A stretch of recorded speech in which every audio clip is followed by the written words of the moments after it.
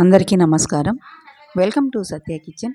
ఈరోజు నేను ఒక మంచి హెల్దీ బ్రేక్ఫాస్ట్ రెసిపీని చూపించబోతున్నాను.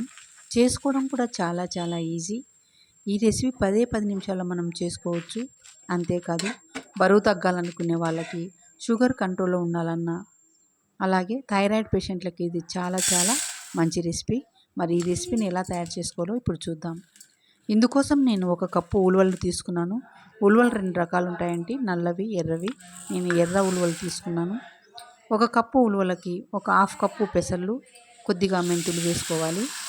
తర్వాత వాటర్ వేసి శుభ్రంగా ఒక 2-3 సార్లు బాగా కడుక్కోవాలి. నీళ్ళను వంపేసి మళ్ళీ నీళ్లు పోసి ఒక 8 గంటలు నాననివ్వాలి. నేను నైట్ నానేసానండి. మార్నింగ్ ఉదయానికి చూద్దాము. ఫ్రెండ్స్, మొదటిసారి నా ఛానల్ చూస్తున్నట్లయితే ప్లీజ్ సబ్స్క్రైబ్ చేసుకోండి. మార్నింగ్ ఉదయానికి నీళ్లు వంపేసి చూడండి, ఉలువలు పెసలన్నీ కూడా బాగా నానిపోయినాయి. ఇప్పుడు ఒక మిక్సీ జార్ తీసుకొని మిక్సీ జార్లో వేసుకోవాలి. పాతకాలపు వంటలన్నీ కూడా మర్చిపోవడం వల్ల మనకి రకరకాల జబ్బులు వస్తున్నాయండి.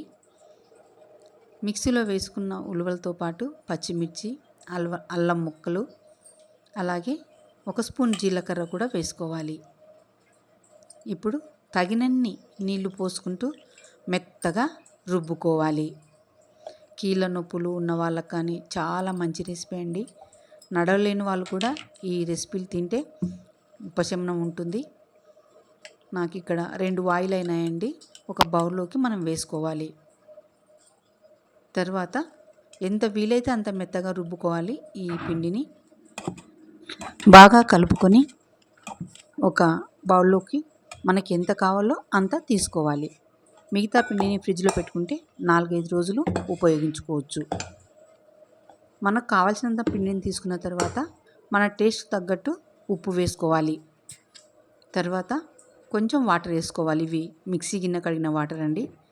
అంతా కూడా బాగా కలుపుకోవాలి. మన దోశ బ్యాటర్ ఏ విధంగా ఉంటుందో ఆ విధంగా రెడీ చేసి పెట్టుకోవాలి. ప్యాన్ హీట్ అయిన తర్వాత పిండి వేసుకొని ఎంత పలుచగా కావాలంటే అంత పలుచగా దోశ వేసుకోవడమే. ఇక్కడ ఒక విషయం గమనించాలి, ప్యాన్ మరీ ఎక్కువ హీట్ ఉండకూడదు. మీడియం ఫ్లేమ్లో పెట్టుకొని మాత్రమే ఈ దోశలు వేసుకోవాలి. ఎక్కువ హీట్ అయితే గరిటెతో పాటు పిండి కూడా వచ్చేస్తుందండి, గమనించగలరు. మీడియం ఫ్లేమ్లో పెట్టుకొని మాత్రమే దోశలు కూడా కాల్చుకోండి. అప్పుడే మనకి ఎర్రగా బాగా కాలిపోతాయి. రెండో వైపు కూడా తిప్పుకొని కాల్చుకోవాలి. చూడండి, ఎర్రగా దోశ కాలింది. ఇప్పుడు మనం దీన్ని తీసి సైడ్కి పెట్టుకుందాం. ఇంకో దోశ కూడా ట్రై చేస్తాము. స్పైసీగా కావాలనుకున్న వాళ్ళు ఈ విధంగా ట్రై చేయండి. దోశ పిండి వేసుకుని దోశ వేసుకున్న తర్వాత కొద్దిగా ఆయిల్ వేసి 2 వైపులా కాల్చుకోవాలి. మీకు నచ్చిన చట్నీతో వీటిని సర్వ్ చేసుకోవచ్చండి. 2 వైపులా కాల్చుకున్న తర్వాత మనము ఎర్రకారం వేసుకొని దోశ అంతా కూడా ఈ విధంగా పట్టించాలి. ఈ విధంగా చేసుకున్న చాలా టేస్టీగా ఉంటాయండి. మనకి స్పెషల్గా పచ్చడి అవసరం ఉండదు. ఎర్రకారం పట్టించి తర్వాత పుట్నాల పప్పు పౌడర్ని పైన ఈ విధంగా చల్లుకొని ఫోల్డ్ చేసి 2 వైపులా కాల్చుకోవాలి. అంతే, ఎమ్మి ఉలువల దోశలు రెడీ. మీకు ఈ రెసిపీ నచ్చినట్లయితే లైక్ చేయండి, షేర్ చేయండి, కామెంట్ చేయండి. Please subscribe. Thank you for watching.